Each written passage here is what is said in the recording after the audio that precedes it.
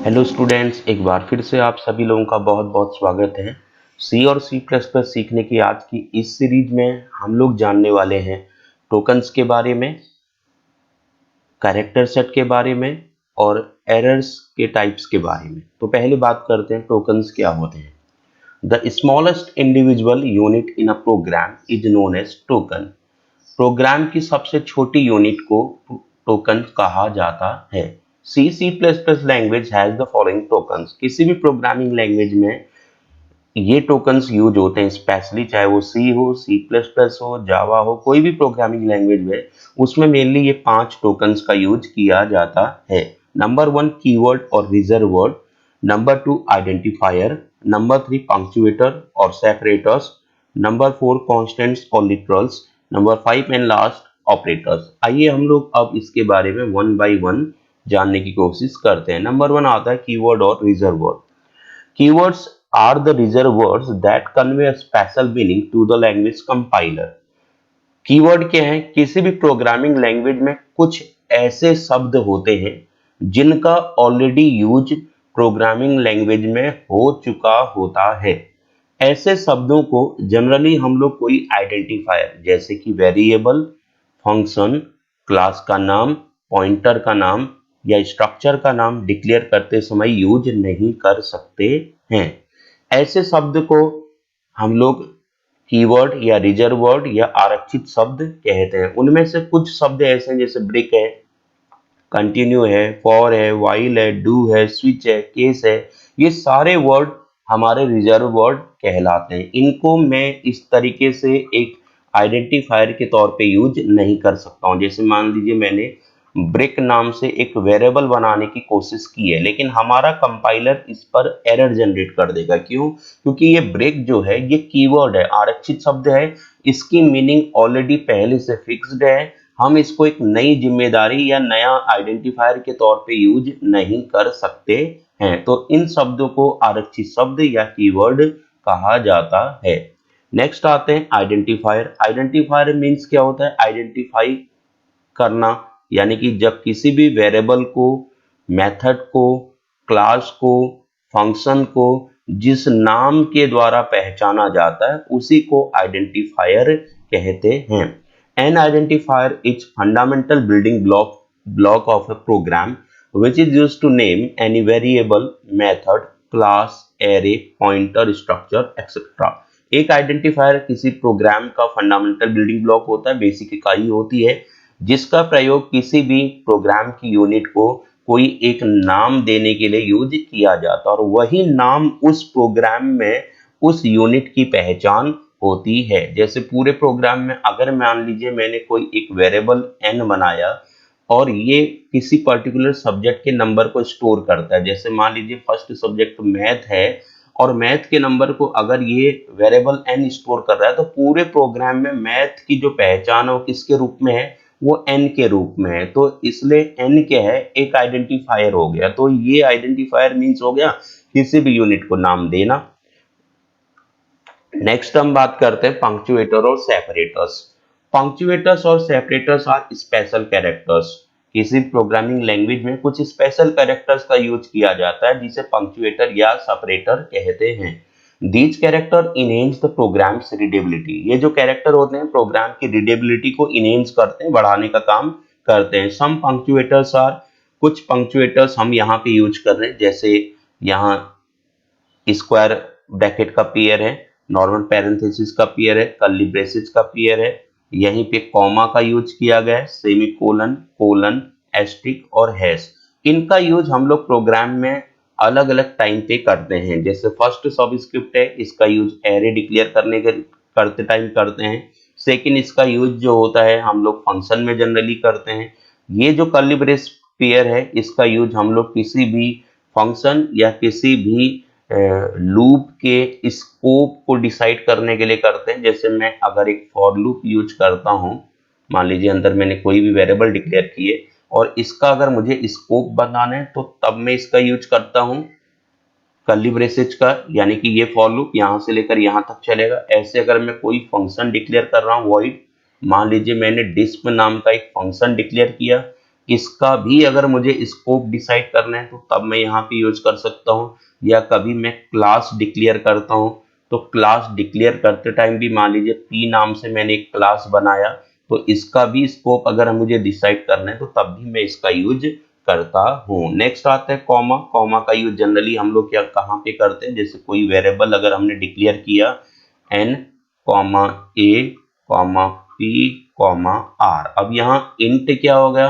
Common data type हो गया, n a p r, चार वेरिएबल हैं, चारों को सेपरेट करने का काम कौन कर रहा है, कॉमा के थ्रू किया जाता है। नेक्स्ट आता है कोलन।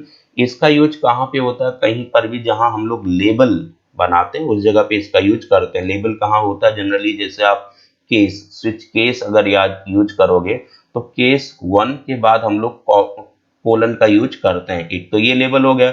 दूसरा जैसे गो टू स्टेटमेंट का यूज हम लोग सी और सी प्लस प्लस में करेंगे, तो गो टू के थ्रू हमारा कंट्रोल जंप करवाया जाता है, और कभी भी कंट्रोल जो जंप होगा किसी लेबल के ऊपर होगा।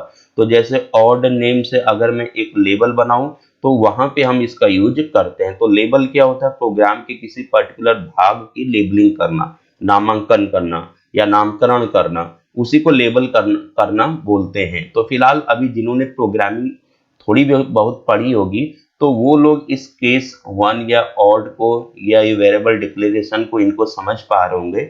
अभी जो बिगिनर्स हैं, अभी स्टार्टिंग जो लोग कर रहे हैं, वो लोग थोड़ा सा कंफ्यूज्ड होंगे इस पर्टिकुलर पॉइंट पे। तो जैसे जैसे हम लोग आगे बढ़ेंगे ये सारी चीजें हमें क्लियर होती चली जाएगी। बाकी फिर नेक्स्ट आता है एस्ट्रिक। इसका यूज हम लोग पॉइंटर डिक्लेयर करते समय करते हैं। जैसे मान लीजिए मैं इस जगह पे एक पॉइंटर डिक्लेयर कर रहा हूँ इंटीजर टाइप का एस्ट्रिक ptr, तो ये इस तरीके से यूज होता है।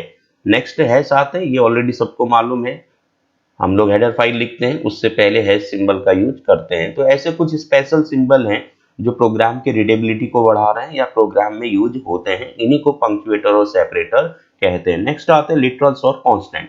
लिटरल और कांस्टेंट क्या होते हैं, देखिए कुछ ऐसे वेरिएबल होते हैं जिनकी वैल्यू पूरे प्रोग्राम में फिक्स होती है। जैसे एक n मैंने लिया, अब n को मैंने 5 दिया और मैं चाहता हूं कि पूरे प्रोग्राम में ये n ना बदला जा सके, तो इसके लिए मुझे इसको कांस्टेंट बनाना होता है। तो कांस्टेंट बनाने के लिए सिंपली हम लोग सी और सी प्लस प्लस लैंग्वेज में CONST कीवर्ड का यूज कर देते हैं किसी भी वेरिएबल डिक्लेयर करने से पहले। और जावा में अगर हमें कांस्टेंट बनाना होता है तो हम लोग फाइनल कीवर्ड का यूज करते हैं। किसी भी वेरिएबल को डिक्लेयर या इनिशियलाइजेशन जहां हमने किया है उससे पहले अगर मैं फाइनल कीवर्ड का यूज कर लूंगा तो ये जावा में हमारा कोई भी वेरिएबल कांस्टेंट हो जाता है। सी और सी प्लस प्लस में किसी भी वेरिएबल को कांस्टेंट करने के लिए हमें CONST कीवर्ड का यूज करना होता है वेरिएबल इनिशियलाइजेशन से पहले। अब ये दो वेरिएबल हमने इस तरीके से हम लोग सी और सी प्लस में कांस्टेंट बना सकते हैं। अब इस वेरिएबल की वैल्यू पूरे प्रोग्राम में हम लोग चेंज नहीं कर सकते। जैसे मैं अगर यहाँ पे n इक्वल n+2 यानी कि n की वैल्यू में 2 का इजाफा करना चाहता हूँ तो ये हमारा कंपाइलर एरर जनरेट कर देगा। क्यों? क्योंकि n हमारा कांस्टेंट डिक्लेयर हो चुका है। कांस्टेंट मतलब ऐसा एलिमेंट जिसकी वैल्यू पूरे प्रोग्राम में सेम होती है, फिक्स्ड होती है, चेंज नहीं हो सकती है, उसको कांस्टेंट कहा जाता है। और जिन वेरिएबल की वैल्यू बदलती रहती वो नॉर्मल वेरिएबल हो गए, यानी कि कुछ ऐसे एलिमेंट जिनकी वैल्यू हम लोग बदलना चाहते हैं। जैसे ये n की वैल्यू 2 हमको हो सकता है भविष्य में अगर मुझे अपडेट करना हो तो मैं इसको फिर कांस्टेंट नहीं बनाऊंगा, कांस्टेंट कीवर्ड हटा दूंगा, एक नॉर्मल वेरिएबल बनाऊंगा। यानी कि नॉर्मल वेरिएबल पूरे प्रोग्राम में बदला जा सकता है, अपडेट हो सकता है, लेकिन कांस्टेंट कभी भी पूरे प्रोग्राम में नहीं बदला जाएगा। पूरे प्रोग्राम में उसकी वैल्यू क्या होगी, फिक्स्ड होती है। तो constants are data items that never change their value during a program run. Data item होते हैं कांस्टेंट जिनकी वैल्यू पूरे प्रोग्राम में कभी भी चेंज नहीं हो सकती है। इट इज एन आइडेंटिफायर, ये भी एक आइडेंटिफायर होता है क्योंकि इसका एक अपना नाम है, एन है, एन क्या है, एक नाम है, तो एक आइडेंटिफायर हो सकता है। दैट डिनोट्स स्टोरेज लोकेशन, जो एक स्टोरेज लोकेशन को रिप्रेजेंट करता है। क्योंकि देखिए एक कांस्टेंट क्या होगा भाई, किसी भी वेरिएबल को ही तो हम लोग कांस्टेंट बनाते हैं, और वेरिएबल क्या है, एक मेमोरी लोकेशन है। जैसे हम कोई वेरिएबल डिक्लेयर कर रहे हैं तो क्या है, वेरिएबल एक मेमोरी का नाम है जहां पे प्रोग्राम में वैल्यू स्टोर की जाती है। बस ऐसी वैल्यू जिसको हम नहीं बदल सकते हैं तो उसी को हम लोग कांस्टेंट कहते हैं। तो we can declare constant by the following method, हम लोग कांस्टेंट को इस तरीके से डिक्लेयर करेंगे किसी भी वेरिएबल इनिशियलाइजेशन से पहले अगर सी ऑनेस्टी कीवर्ड का यूज कर लिया जाए तो वो कांस्टेंट बन जाता है। जैसे यहाँ पे मैंने पाई एक आइडेंटिफायर का नाम है, वो फ्लोट टाइप का है, उसकी वैल्यू हमने फिक्स कर रखी 3.14। हम लोग आजकल जो नए वर्जन्स हैं सी और सी प्लस प्लस के, उसमें इस तरीके से वैल्यू देने के बाद ये एफ एक मैंने कैरेक्टर यूज कर रखा है, इस तरीके से कर सकते हैं। जो प्रीवियस वर्जन्स थे उनमें इस तरीके से किया जाता था, इसलिए दोनों तरीके वैलिड है। तो फ्लोट पाई हमने दिया है, इसकी वैल्यू अगर हमें फिक्स करना है पूरे प्रोग्राम में तो इससे पहले हम लोग CONST कीवर्ड का यूज कर लेते हैं। तो इस तरीके से ये एक कांस्टेंट बन जाता है। C++ language provide the following constant. अब जो कांस्टेंट होते हैं C और C++ में, वो 4 तरीके के कांस्टेंट होते हैं। नंबर 1 आता है इंटीजर कांस्टेंट। तो ऐसी कांस्टेंट जिसमें हम लोग इंटीजर यानी कि पूर्णांक युक्त संख्याओं को स्टोर करते हैं उसे इंटीजर कांस्टेंट कहते हैं। तो इंटीजर कांस्टेंट जनरली 3 तरीके का हम लोग यूज करते हैं। नंबर 1 होता है decimal integer constant, number 2 octal integer constant, number 3 होता है हेक्साडेसिमल इंटीजर कांस्टेंट। अब पहले बात कर लेते हैं डेसिमल इंटीजर कांस्टेंट क्या होता है। देखिए ये तो जनरली हम लोग यूज करते हैं। डेसिमल इंटीजर कांस्टेंट को डिक्लेयर करने के लिए हम लोग इंट डेटा टाइप का यूज करेंगे। एक वेरिएबल मैंने n ले लिया, तो n के अंदर मैं किसी भी डेसिमल वैल्यू को, यानी कि वो निगेटिव भी हो सकती है या वो पॉजिटिव भी हो सकती है, उसको स्टोर कर सकते हैं। जैसे ये निगेटिव वैल्यू मैं इस तरीके से स्टोर कर पाऊंगा। अगर मुझे पॉजिटिव वैल्यू लेनी है तो मैं इस तरीके से भी स्टोर कर पाऊंगा इंटीजर डेटा टाइप के अंदर डेसिमल इंटीजर कांस्टेंट को। ठीक है, इसके बाद अगर मैं किसी वेरिएबल को यूं डिक्लेयर कर दूं इंट n इक्वल 15, तो बाय डिफॉल्ट ये पॉजिटिव ही माना जाता है। तो किसी भी डेसिमल इंटीजर कांस्टेंट में हम लोग निगेटिव और पॉजिटिव दोनों प्रकार की संख्याओं को स्टोर कर सकते हैं और उसमें डिजिट 0 से लेकर 9 तक का यूज हो सकता है। सेकंड आते हैं ऑक्टल इंटीजर कांस्टेंट। ये क्या होते हैं? अगर किसी भी नंबर्स को हमें स्टोर करना है किसी इंटीजर डेटा टाइप के अंदर, और उससे पहले अगर नंबर से पहले मैंने 0 लगा दिया, तो ये ऑक्टल इंटीजर कांस्टेंट के तरीके से हैंडल किया जाता है। जैसे मैंने 015 लिखा, तो 0 का मतलब क्या हो गया? नंबर से पहले जैसे ही मैंने स्टार्टिंग में 0 लिखा तो ये ऑक्टल इंटीजर कांस्टेंट माना जाता है।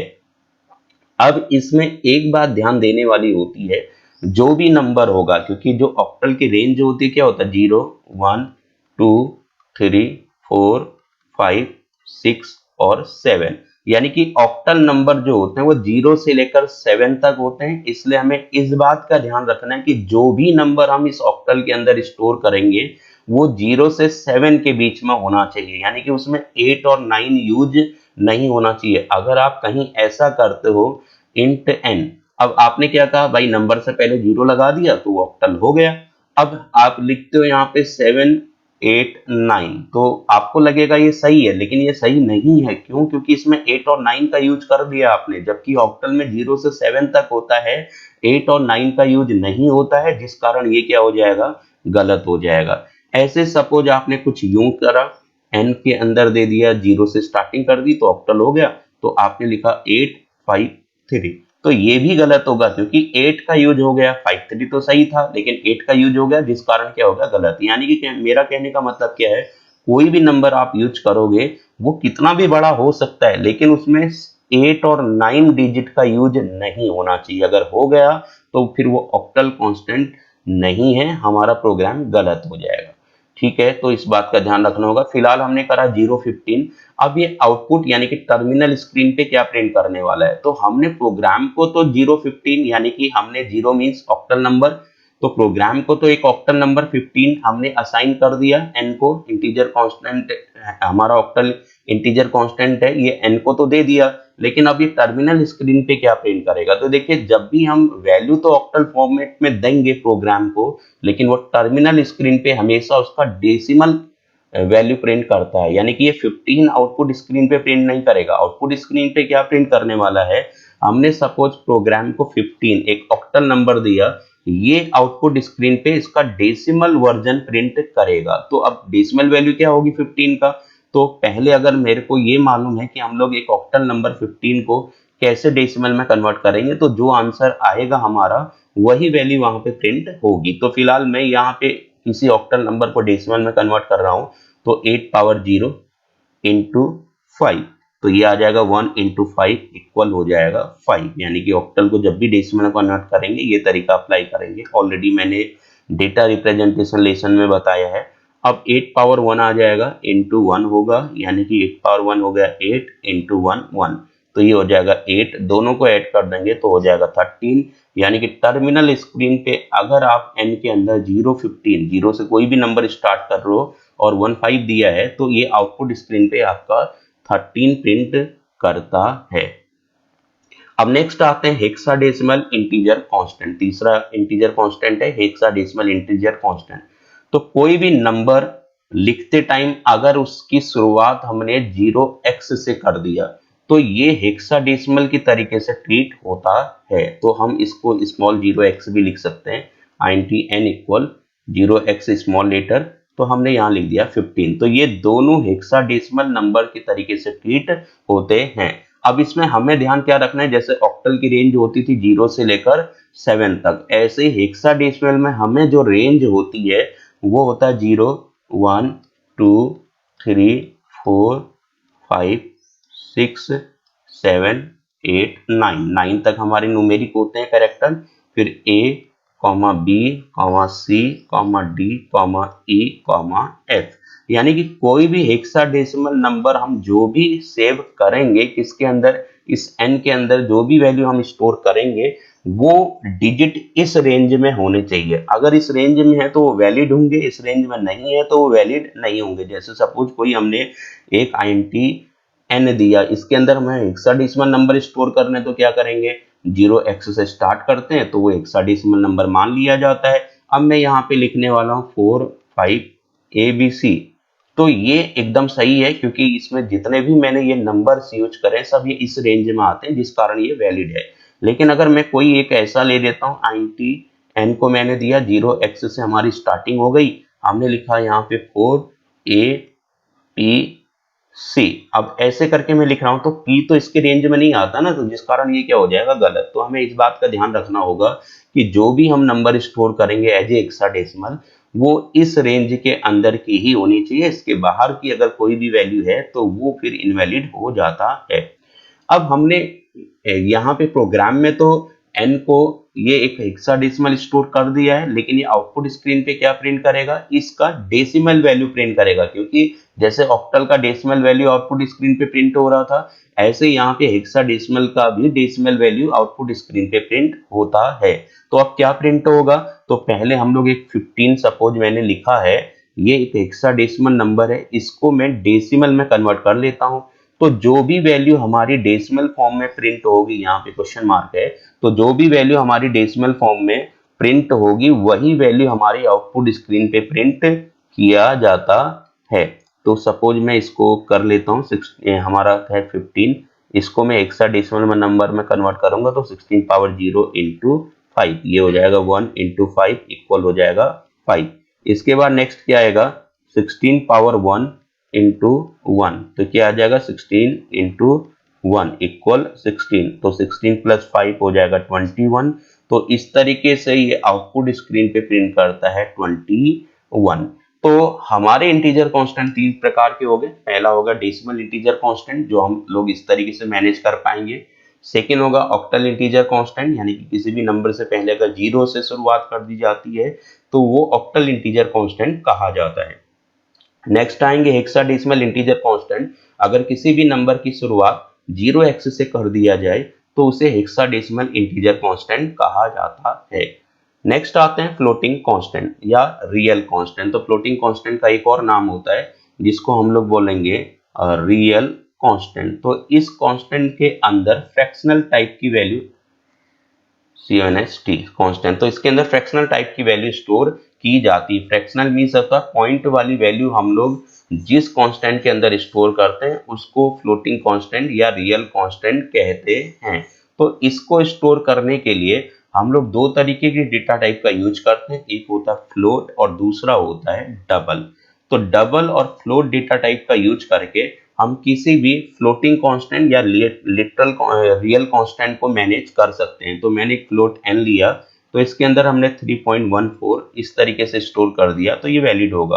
और डबल भी क्या होता है, इसके अंदर भी हम फ्रैक्शनल वैल्यू स्टोर करते हैं, बस केवल रेंज क्या हो जाती है, जस्ट डबल हो जाती है, यानी कि फ्लोट 4 बाइट स्टोर करता है मेमोरी में, डबल हमारा 8 बाइट कर लेता है। तो मीन्स बड़ी रेंज वाली जो फ्रैक्शनल वैल्यूज होती है उसके लिए हम लोग डबल का यूज करेंगे, छोटी रेंज वाली जो फ्रैक्शनल वैल्यूज होती है उसके लिए फ्लोट डेटा टाइप का यूज करते हैं। अब जब भी हम फ्रैक्शनल कांस्टेंट लिखते हैं, यहाँ पे फ्लोटिंग कांस्टेंट यूज करते हैं, तो ये कोई भी बड़ी से बड़ी नेगेटिव या पॉजिटिव वैल्यू हो सकती है, 32.2345, तो ये वैलिड होगा, ठीक है। लेकिन कोई भी ऐसा हम लोग एक्सप्रेशन इसके आगे ऐसे नहीं लिख सकते, डबल हमने लिख दिया R12 4/3 इस तरीके से लिखा, तो ये क्या हो जाएगा, ये गलत हो जाएगा, तो हमको इस तरीके से ही लिखना होता है।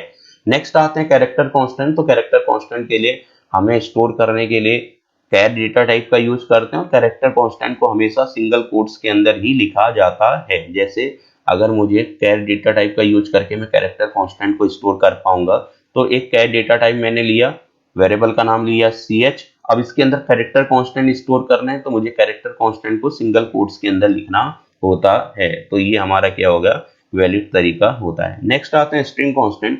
तो स्ट्रिंग क्या होता है, दो या दो से अधिक कैरेक्टर के कॉम्बिनेशन को हम लोग स्ट्रिंग बोलते हैं। जैसे वर्ड, जिसको हम लोग वर्ड बोलते हैं नॉर्मल लैंग्वेज में, उसी को यहाँ पे स्ट्रिंग कहा जाता है। तो स्ट्रिंग मीन्स क्या है, group of characters when 2 or more than 2 character joins with each other then they form a string.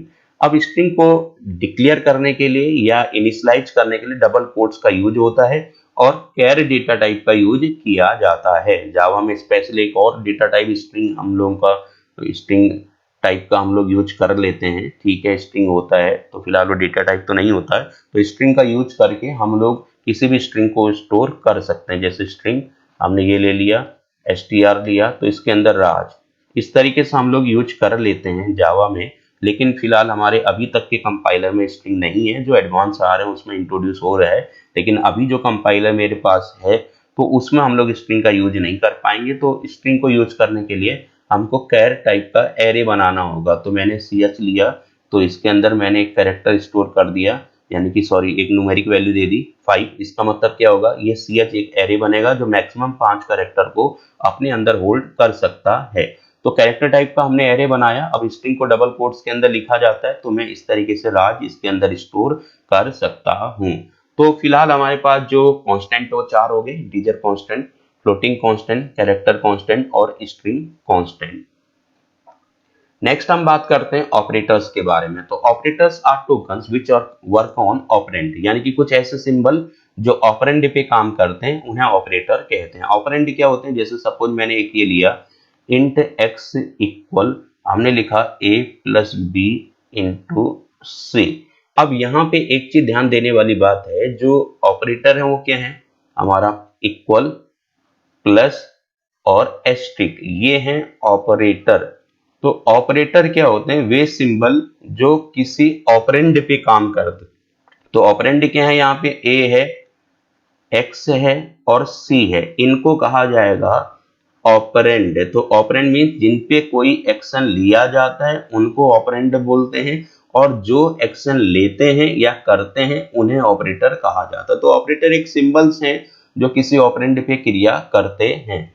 Some operators are arithmetic operator, relational operator, assignment operator, increment decrement operator, ternary या conditional operator, logical operator, shift operator, bitwise operator. इन सारे operator के बारे में अलग से हम एक वीडियो बनाएंगे, क्योंकि अभी वीडियो बहुत बड़ा लंबा हो जाएगा अगर मैं इसको यहाँ पे इंक्लूड करता हूँ। तो अलग से ऑपरेटर का एक वीडियो होगा, उसमें ये सारे ऑपरेटर 1 by 1 हम लोग विथ प्रोग्राम के साथ में समझेंगे। तो फिलहाल आज हम केवल इतना बात कर रहे हैं कि ऑपरेटर क्या है, कुछ सिंबल होते हैं, स्पेशल सिंबल जो ऑपरेंड पे कोई काम करने का कार्य करते हैं। नेक्स्ट हम बात करते हैं कैरेक्टर सेट। कैरेक्टर सेट क्या होता है, the character set is the fundamental raw material of any language that they are use to represent information. कुछ ऐसे स्पेशल सिंबल जिनका यूज हम लोग इंफॉर्मेशन को रिप्रेजेंट करने के लिए करते हैं, और किसी वेरिएबल को या आइडेंटिफायर को मैन्युफैक्चर करने के लिए यूज करते हैं, उनको कैरेक्टर सेट कहते हैं। जैसे ये character set lower case type के हो सकते हैं, ए से लेकर जेड तक, यानी कि कोई भी वेरिएबल या आइडेंटिफायर का यूज हम लोग ए से लेकर जेड तक के बीच के अल्फाबेट्स का यूज करके कर सकते हैं। अपर केस हमारे कैरेक्टर सेट होंगे कैपिटल ए से लेकर जेड तक। डिजिट्स के फॉर्म में हम लोग यूज करते हैं 0 to 9। स्पेशल कैरेक्टर्स के फॉर्म में जैसे नॉट, @ हैश, डॉलर, एम्परसेंड, इन सब का यूज करेंगे। व्हाइट स्पेस जैसे टैब है, न्यू लाइन है या स्पेस है, ये as a white space use किए जाते हैं कैरेक्टर सेट के अंदर।